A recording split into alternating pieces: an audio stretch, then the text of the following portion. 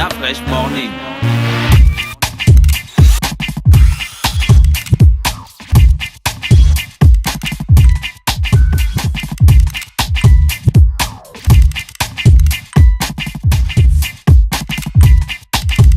UrbanFM.fm. Urban FM. Découvrez et apprenez Urban FM. C'est la première radio urbaine au Gabon. Urban FM, c'est aussi une équipe de jeunes dynamiques à votre écoute pour vous satisfaire. La recherche d'une qualité de son parfaite, de nouvelles techniques de communication. Urban FM, c'est une nouvelle manière de voir et de faire de la radio. Grâce à Urban FM, vous n'écouterez plus la radio de la même façon. Entrez dans l'univers Urban FM 104.5, la station urbaine. 104.5, 104.5. Urban FM.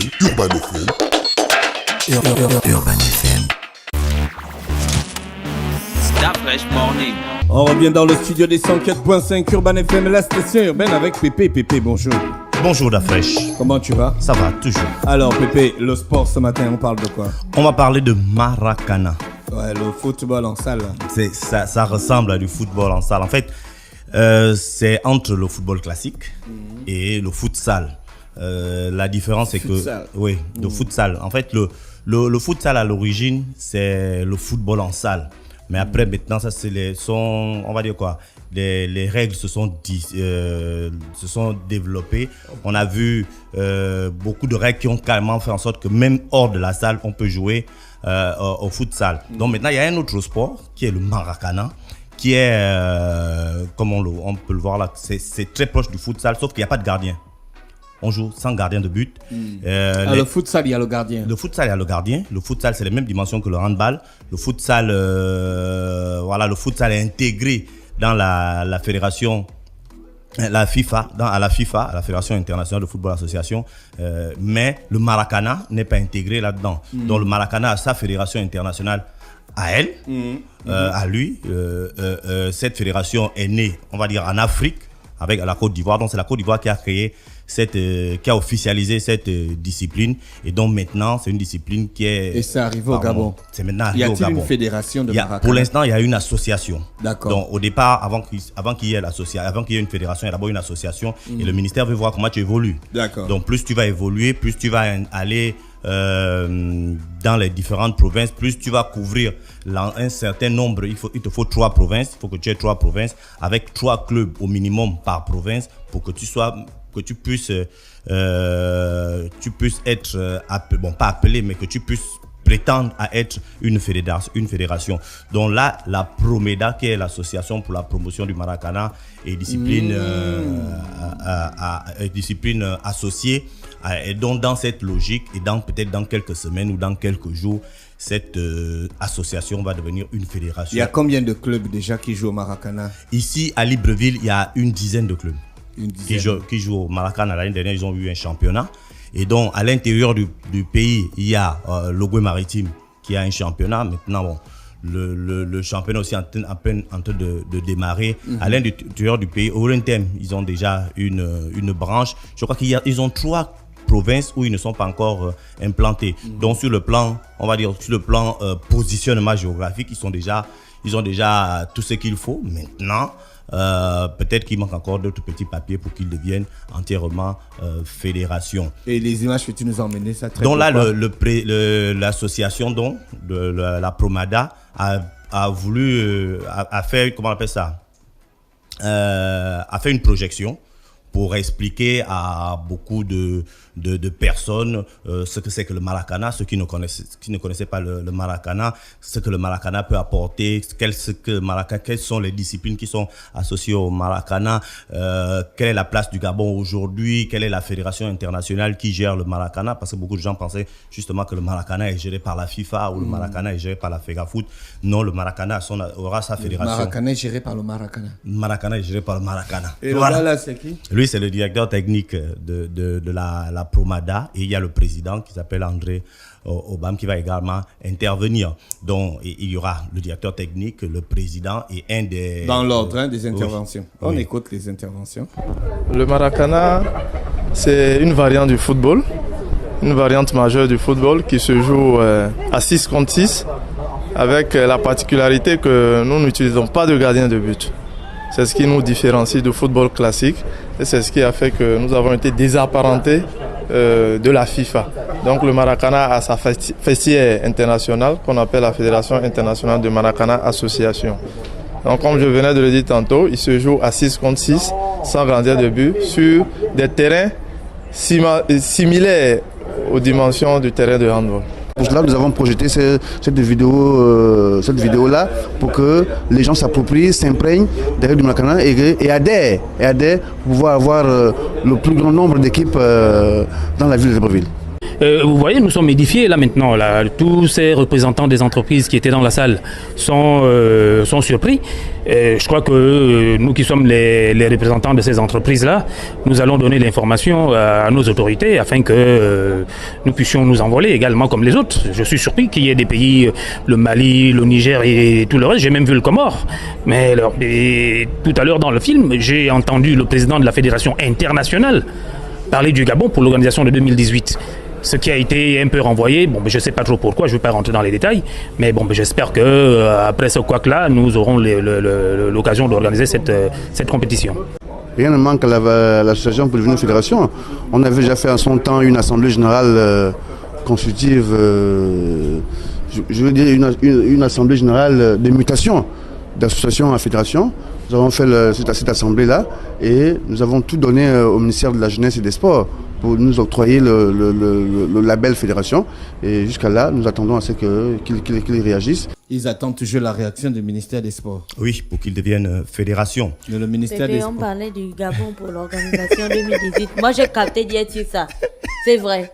Ben oui, tu sais que c'est une jeune discipline dont facilement la fédération internationale peut, l'organisation de la Coupe d'Afrique, donc c'était pour l'organisation de la Coupe d'Afrique, mais je crois que il faut pouvoir dire le Gabon n'était pas prêt parce que pour organiser quand même une telle compétition, il faut déjà que la discipline soit réellement implantée chez vous. Ouais, donc je crois que c'est le premier travail que l'association doit faire, réellement implanter la discipline, que lorsqu'aujourd'hui on dit à quelqu'un, lorsqu'aujourd'hui on parle de Maracana, que la personne ne voit pas d'abord le stade qui se trouve au Brésil, mais que la personne voit la discipline. Donc aujourd'hui, je crois que c'est le gros travail qu'il faut faire. Et ensuite, je voyais le stade. Ben oui, mais à l'origine, lors de la projection, là, il y avait qui dans l'assistance, des journalistes, des oui, il y avait des journalistes, l'association des footballeurs qui étaient là, il y avait des encadreurs, il y avait des chefs d'entreprise. Donc, tu sais, normalement, que ce soit le futsal ou le Maracana, aujourd'hui, la majorité des pratiquants sont d'anciens footballeurs, donc qui sont déjà dans des entreprises. Donc, c'est plus facile pour les organisateurs de ce genre de compétition d'aller vers les entreprises, d'aller vers ces anciens footballeurs pour qu'ils créent réellement l'émulation. Donc là, le terme Maracana, c'est vrai, comme tu disais, que tu parlais de stade. À l'origine, le Maracana naît du fait que c'est né en Côte d'Ivoire. Ça a été officialisé en Côte d'Ivoire. C'est le président de la Côte d'Ivoire à l'époque, au Fouet, dont il donnait souvent une bourse à ses étudiants lorsque certains atteignaient une certaine catégorie. Donc il partait au Brésil et il faisait souvent une semaine, un mois ou je ne sais pas combien de temps là-bas. Et ces gars-là, eux, ils voyaient comment les Brésiliens jouaient et à la plage et dans toutes les petites surfaces. Et eux aussi, ils arrivaient à jouer. Maintenant, quand ils revenaient au pays pour faire la différence avec eux qui reviennent du Brésil, dont ils disaient on va jouer au Maracana pour parler de ce que nous on appelait quand on était petits, on va jouer au petit goal. Tu vois, ce sont ces petits goals là. Big match. Voilà, les big matchs au petit goal. Ce sont ces big matchs de petits goals là qui ont évolué pour devenir aujourd'hui Maracana. Et aujourd'hui, le Maracana part de l'Afrique et est en train de conquérir le monde parce qu'aujourd'hui, il y a déjà une fédération française de Maracana, une fédération, je crois, suisse de Maracana. Donc, c'est, je crois, la première discipline la première fédération internationale qui part de l'Afrique pour conquérir le monde. En général, les fédérations internationales partent de l'Europe et arrivent à l'Afrique. Je crois que c'est peut-être ça aussi qui retarde un peu la progression de cette discipline parce que ça part de l'Afrique et on sait tout ce qu'il y a souvent comme pesanteur. Voilà, comme pesanteur pour que ça arrive réellement chez tout le monde. Mais dans tous les cas, c'est en train d'évoluer et petit à petit, les choses sont en train de se mettre en place et moi je crois que c'est une discipline qui va prendre parce que les gens aiment les disciplines qui sont dynamiques, c'est-à-dire il n'y a pas trop de temps mort. Il n'y a pas le gardien. Il n'y a pas de gardien, donc il peut avoir beaucoup de buts. Le penalty, il faut se mettre au milieu du terrain pour tirer directement. Tu vois, il y a beaucoup de règles qui font en sorte que le spectateur ne va pas s'ennuyer. C'est dangereux. Vous jouez quand même sur une surface dure. Oui, c'est pourquoi les fautes sont très voilà, c'est très strict pour les fautes, les contacts, on évite facilement, on te met un carton rouge, un carton jaune. Il y a vraiment, en termes de gestion ou de préservation de l'intégrité physique, c'est quand même assez élevé. Donc je crois que c'est dangereux, oui, mais il y a toutes les garanties sont mises en place pour qu'il n'y ait pas beaucoup de blessés, pour qu'il n'y ait pas beaucoup de blessures. Donc nous, par exemple, ici, on a maintenant le palais de sport, c'est un palais qui pourra accueillir le futsal, c'est un palais qui accueille le handball, qui pourra accueillir le Maracana, parce que c'est dans les mêmes dimensions que le handball, que le terrain de handball. D'accord, Pépé, pas d'autres actualités sportives? Si, on va parler un peu de volley. En parlant de la ligue de volley de l'Estuaire, qui organise donc sa coupe de début de saison. Et là, le 3 samedi prochain, il y aura les finales.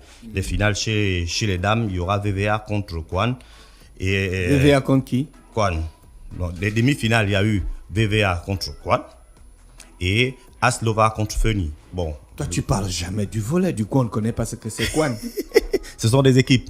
On sait que c'est des équipes, voilà, mais c'est des équipes qui représentent quoi? Maintenant, aujourd'hui, le volley est en train de connaître connaît un passage à vide qui est quand même assez long, parce qu'aujourd'hui, on retrouve le volley à l'Estuaire, on retrouve le volley à l'Ogoué maritime, mais vraiment très peu. On retrouve le volley dans l'Ogoué, au Haut-Ogoué. Donc, le volley est en train de prendre une nouvelle, je n'ai pas envie de dire dimension, mais en train de essayer de retrouver ses lettres de noblesse, même s'il n'y a jamais eu le très très haut niveau en termes de volley au Gabon. Mais ce qui se passe aujourd'hui, il y a une dizaine de clubs. À Libreville, il y a 2 ou 3 clubs. À Port-Gentil, à Haut-Ogoué, on ne sait même pas combien de clubs il y en a. Donc c'est vraiment difficile. Il n'y a même pas de championnat national.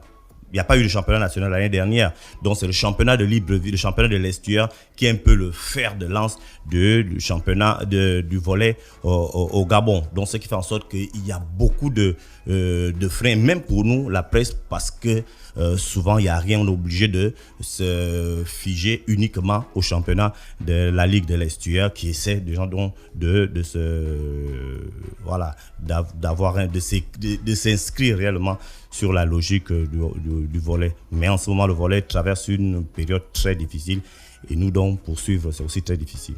D'accord, merci Pépé. Il y a d'autres choses à ajouter? Non, mais vraiment préciser que les demi-finales, les finales, ce sera le 3 mars prochain au lycée d'État de l'Estuaire. C'était Pépé ce matin sur les 104.5 Urban FM, la station urbaine dans l'Uda Fresh Morning, le réveil matinal, le plus haut de la capitale sur la radio, la plus haute de la capitale. Urban FM. Découvrez et apprenez Urban FM. C'est la première radio urbaine au Gabon. Urban FM, c'est aussi une équipe de jeunes dynamiques à votre écoute pour vous satisfaire. La recherche d'une qualité de son parfaite, de nouvelles techniques de communication. Urban FM, c'est une nouvelle manière de voir et de faire de la radio. Grâce à Urban FM, vous n'écouterez plus la radio de la même façon. Entrez dans l'univers Urban FM 104.5, la station urbaine.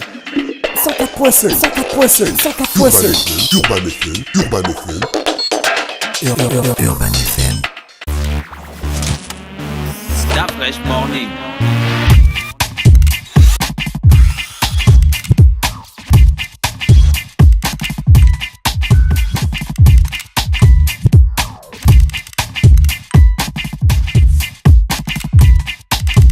UrbanFM.fm